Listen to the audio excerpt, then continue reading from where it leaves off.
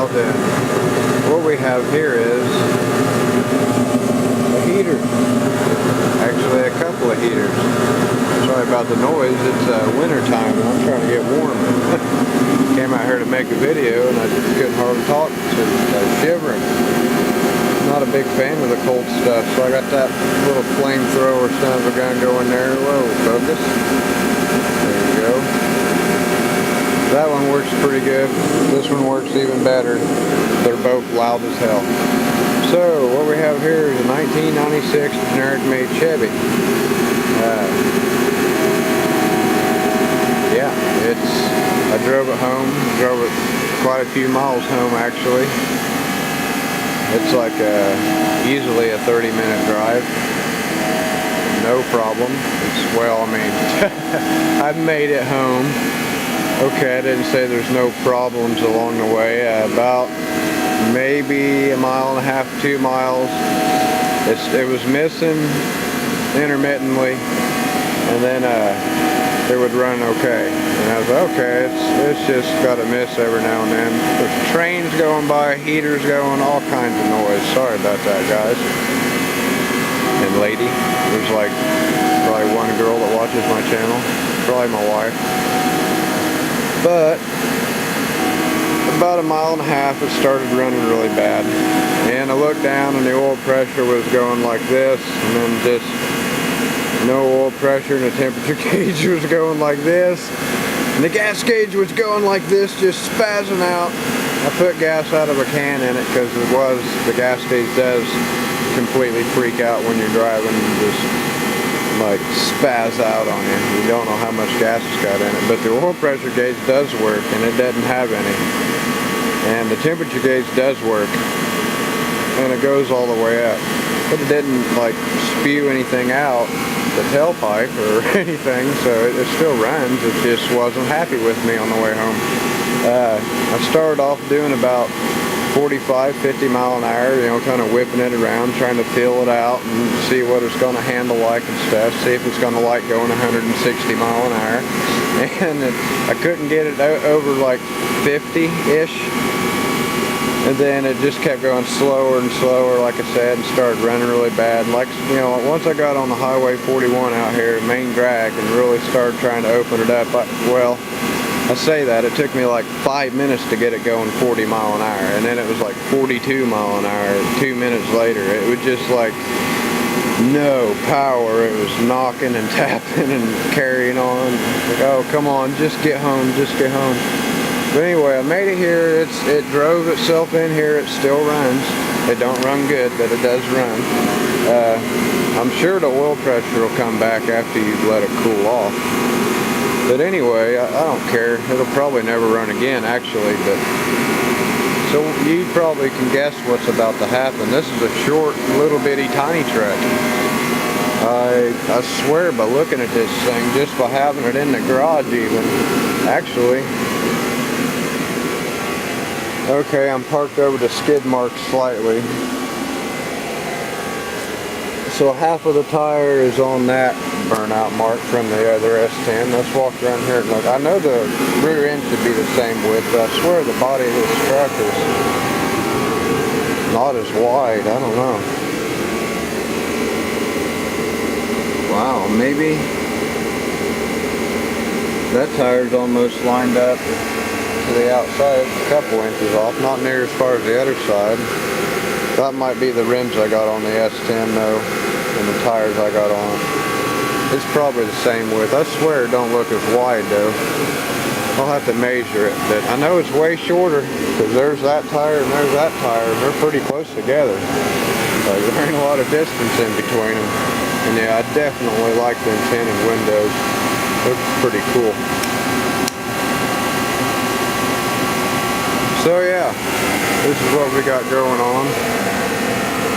No broken glass, and both windows roll up and down. I find that hard to believe. It's been a long time since I had a windshield that wasn't busted and anything. I think I have one truck that has a not broken windshield. Now I have two. So yeah, you can probably guess what's about to happen to this poor truck. Instead of making it run better and driving it, because it does run and drive, it's just not happy. put a rebuild kit in it, it'd be fine, but I think I'm just going to take everything out of it and take it down to bare sheet metal front to back and cram my engine and a 800 horsepower capable 700 R4 transmission behind it. It's a can't think of the name of the guy. Mad Dog Lou. It's Mad Dog Transmissions. It's the Dominator 700 R4. If you guys want to look at transmission app, just type in Dominator 700 R4 and you'll find it. It's Mad Dog Transmissions. I'm thinking about getting that transmission, full manual reverse pattern valve body. The 4L60Es like it's in this, my work truck, the other S10, the other S10, and I got another one laying around here somewhere. They just don't last. They don't like my engine. It's got way too much power, I guess. You put a blower on top of big cubic inch small block and it's just going to destroy stuff. Somehow the 2-piece drive shaft on that other truck hasn't failed me yet, and it's factory U-joints front to back, factory everything. Nobody's ever screwed with any of that. They still got the little tabs welded on the U-joints to keep them from coming apart at the factory. Not like any other U-joint you can buy. So yeah, that's pretty cool. I haven't broke that yet. This has got a 1-piece drive shaft in it, way bigger diameter. It looks to be a heavier gauge aluminum. I don't know, I'm gonna have to look at that. If it's aluminum, that's gonna have to probably be replaced with a better one. But regardless, this thing is gonna ride wheelies. It's gonna pick the front tires up. It's got to. If I take all the weight out of it, I can. Put the battery in the back, put the fuel cell in the back. I'd love to even put the daggone radiator in the back, right here behind the cab with a fan on it. Put everything in the back I can, and then freaking nothing but an engine up there, man. It'd be so easy to work on, and so much not this crap in my way. Another thing I would like to do is move the steering shaft and everything up and over just a tad, just mainly up and out of the damn way. And I'd like to put, I have vacuum to run vacuum brakes because I have a 3500 RPM stall converter. So if I can idle at 1500 RPM or better, I got, 5 or 7 inches of vacuum. But I don't need vacuum brakes. I can put a manual vacuum or a manual master cylinder on there, but I don't know what one to get and what trucks had them. I know the older trucks didn't have vacuum assisted brakes, because I'm pretty sure my dad had a GMC S15 that had a 4-banger in it, 5-speed, that didn't have power brakes or power steering. But I might be wrong. I was a kid. But I'm pretty sure there's a way you can do away with that brake booster. If I could do away with that brake booster, I could put zoomy headers on it. I could have headers coming out right there behind the tire, and that's what I want to do. But that brake booster is right in my way with a V8 in there, and so is the steering linkage. Like I said, if I can move that steering linkage down and out, down and over, or up and over, or something to get it out of the way of some zoomies, I'd love to put zoomies on this thing. But anyway, I'm going to start rambling about everything I want to do to this if I don't just shut up and end this video. So you guys are going to see more of this. Sorry about the delay in videos. Been real busy at work, and it's just been hectic. So yeah, stay tuned. I'm sure the next video when you see this truck is sure as heck not going to look like this. But yeah, the main thing is blower, zoomies, maybe looking at some fuel injection for that blower. I don't know.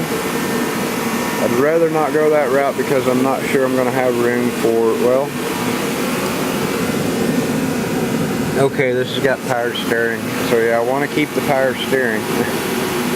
So that's going to be in the way of a fuel pump. And if I put it on the other side, got an alternator, I might be able to make the fuel pump work on the passenger side of the engine for the fuel injection, but that's like down the road. I probably don't need that. I got a giant like 850 Holley HP carburetor on there.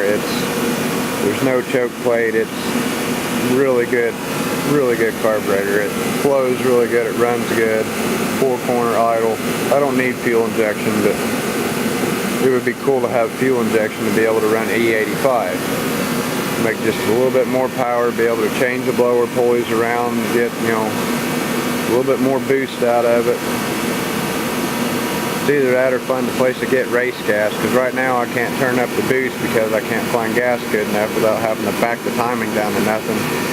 So that's what's limiting me on my power. But mainly, I've never been able to plant the power that engine makes to the ground because it'll either one, spin the tires, or two, slip the transmission. When it doesn't spin and it hooks up, I think it's hooking up because it's trying to burn the transmission out of it. And I've only been able to get it to pick up the left front tire one time, maybe twice, but the second time I don't know for sure. One time for sure I know it did, but it'll do this weird frame twist thing, just fall on its face and spin the tires. It's like a truck's too daggone long. It's got too much flex in it. So I think this right here,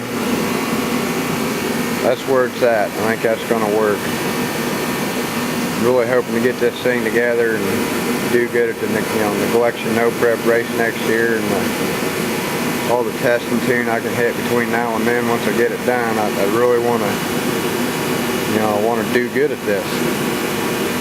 Looking at the front end right now, I can tell it's going to need ball joints or control arm bushings because the tires are leaning a little bit.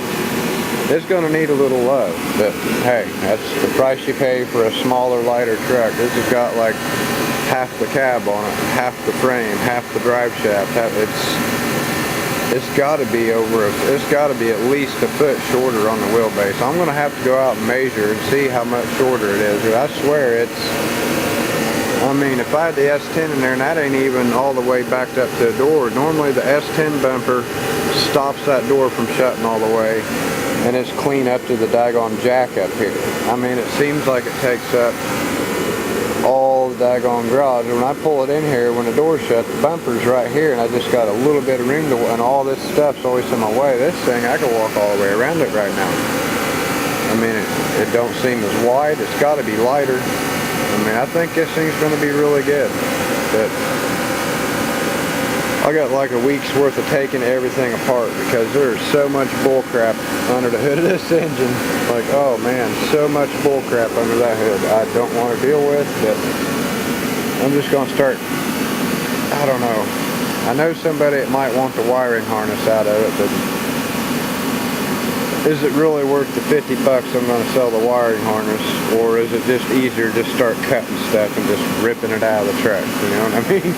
I might just eat the $50 that guy was going to pay me for the wiring harness and give him the cut up harness after I'm done. Well, you can put it back together and it's free, but I don't want your $50 because that would have been too much trouble. I don't know. We'll see once we get into it what happens, but I'm sure it's going to be a hell of a lot of fun when it's done. So there's a long boring video. Y'all take her easy, and I'll see you in the next one. Thanks for watching.